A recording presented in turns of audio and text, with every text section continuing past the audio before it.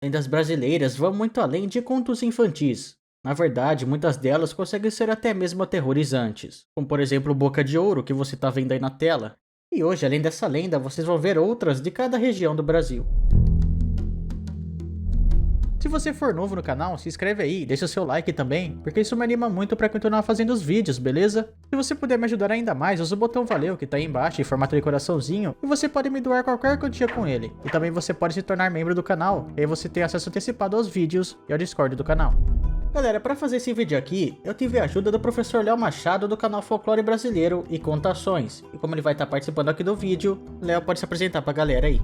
Fala aí, pessoal! Meu nome é Léo Machado, sou pedagogo, psicólogo e educador há mais de 15 anos. Na minha prática pedagógica, eu optei por trazer a temática do folclore nacional para o meu dia a dia. Tenho um canal sobre folclore brasileiro com muito conteúdo dessa narrativa, onde eu apresento a história do mito, a sua origem histórica e também curiosidades. Então já vou convidando a irem conhecer as redes sociais relacionadas a esse trabalho, no TikTok e no Instagram, folclore.brasileiro, no Facebook e no YouTube, Folclore Brasileiro Lendas. Confere lá! Bem, a gente vai começar de baixo pra cima, do sul até o norte. O Léo vai contar pra vocês uma lenda de cada região do sul, sudeste e centro-oeste, e eu vou contar duas do norte e duas do nordeste, porque são regiões maiores, ok? Dito isso, bora lá! O Brasil é um país enorme, de dimensões continentais, possuindo 26 estados divididos em 5 grandes regiões: Sul, Sudeste, Centro-Oeste, Nordeste e Norte. Cada macro-região possui seu próprio bioma, características culturais e, claro, narrativas folclóricas. A região Sul, por exemplo, composta por 3 estados, tem uma série de contações contadas e recontadas desde a época da colônia. Dentre elas, a lenda do Bradador. Você já ouviu falar sobre esse personagem? Confere aí! Espécie de zumbi brasileiro, o Bradador percorre ruas e campos soltando bramidos lamuriosos, desesperados e inumanos. Daí a origem do seu nome. Um tipo de alma penada, a entidade, enquanto humano, foi enterrado, mas tão grande era sua lista de pecados que nem Deus ou o diabo aceitaram e a própria terra o expurgou. Desafortunados transeuntes dizem que às sextas-feiras, após a meia-noite, é possível escutar uma voz gélida e gutural, gruídos agonizados e sonoros berros. Por conta dos sons horripilantes dessa entidade errante, as pessoas passaram a chamá-lo de Bradador, ou ainda Gritador, evitando caminhos solitários.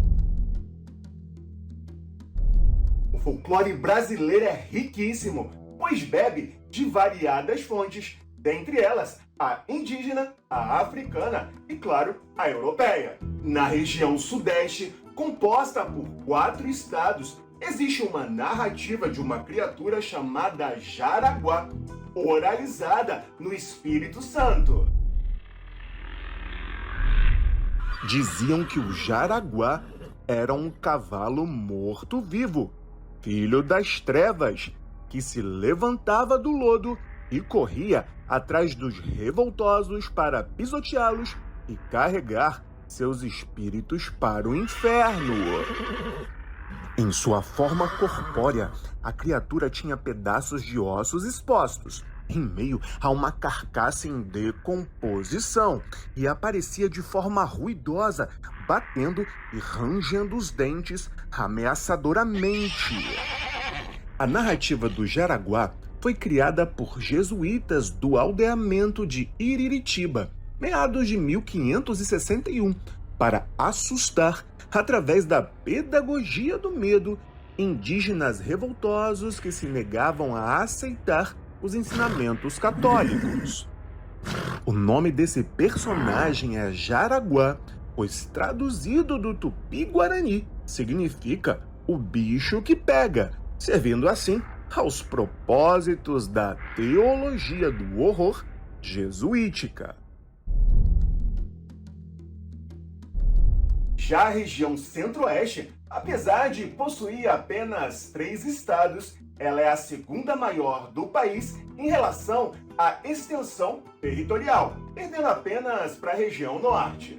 É claro que uma área tão imensa seria um grande caldeirão cultural, dando origem a uma série de narrativas lendárias. Dentre essas muitas contações, existe a do Arranca-Línguas, oralizada em Goiás. Você já ouviu falar desse personagem? Entidade que parece com um homem sem ser e com um macaco não sendo, é um híbrido de gorila com ser humano, uma criatura feroz, medonha e monstruosa, com um paladar singular. Comer línguas, vacas, bois, cabras, cavalos e até mesmo certas pessoas são vítimas dessa entidade, que lhes arranca a língua, devorando-a, deixando todo o restante da carcaça intacta. Também conhecido como bicho come-língua, acredita-se que tenha sido, enquanto humano, um ladrão de gato que fora amaldiçoado e hoje é juiz, júri e executor de ladrões de gado que enriqueceram de forma ilícita. O tipo de língua preferida desse ser. Apelidado de King Kong goiano, essa criatura mítica que surgiu no século XX não deve ser morta, pois quem a matar será automaticamente amaldiçoado, tomando seu lugar no castigo perpétuo. Agora vamos para a região Norte e Nordeste. E só para deixar uma coisa clara aqui para vocês, é que algumas lendas que eu vou contar aqui são muito comuns em toda a parte norte do país. E quando eu digo parte norte, eu digo toda a parte de cima, tá? Inclusive o Nordeste. Até porque o Norte e o Nordeste acabam trocando bastante lendas, então é muito comum isso.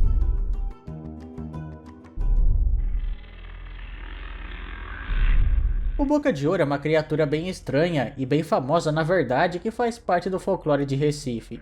Dizem que ele assombra as pessoas que ficam andando à toa pelas madrugadas, mais alegres e despreocupadas.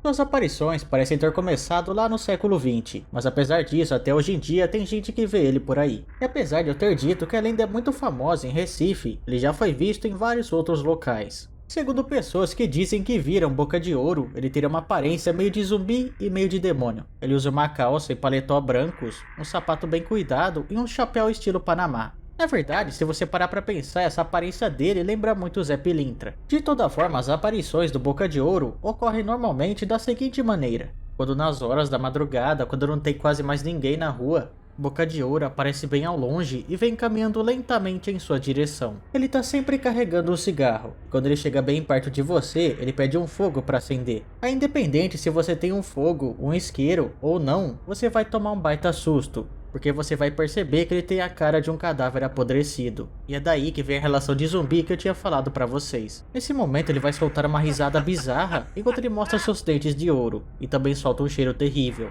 Aí você pode tentar correr, se esconder, fingir de morto e tudo mais para fugir dele, mas você não vai conseguir.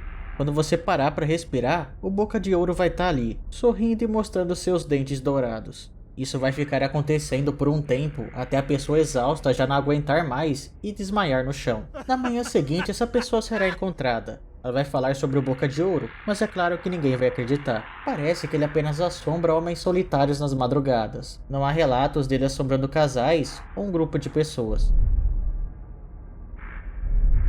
Pingo Solto é um fantasma medonho da Paraíba, principalmente da sua capital, que é João Pessoa.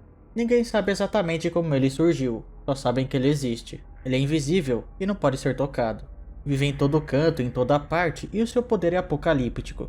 O seu poder é imenso e é uma das criaturas mais poderosas que eu já vi. Inclusive, ele não tá no meu outro vídeo de criaturas poderosas porque eu acabei descobrindo ele agora. Durante a noite pode-se escutar os gemidos dele. São gemidos em tom de melancolia que parece que vem do fundo do oceano e se juntam com as matas. Apesar de ser dito que ele é invisível, tem pessoas que já viram Mingo Soto. Isso porque ele muda de forma também.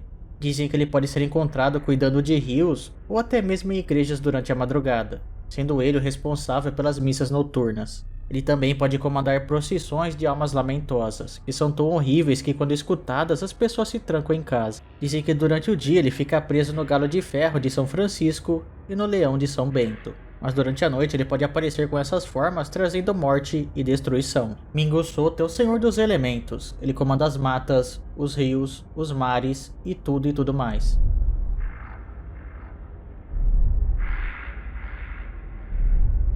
Curacanga ou Cumacanga é uma lenda que pode ser tanto do norte quanto do nordeste, e como eu falei pra vocês, são duas regiões que acabam trocando bastante as lendas. No caso, Curacanga é como ficou conhecida no Maranhão. Existem versões dessa lenda. Na primeira dizem que Cumacanga seria uma mulher que se envolveu com um padre, mas segundo o professor Basílio de Magalhães, a história é a seguinte: quando qualquer mulher tem 7 filhas, a última vira Curacanga, isto é, a cabeça lhe sai do corpo à noite em forma de bola de fogo.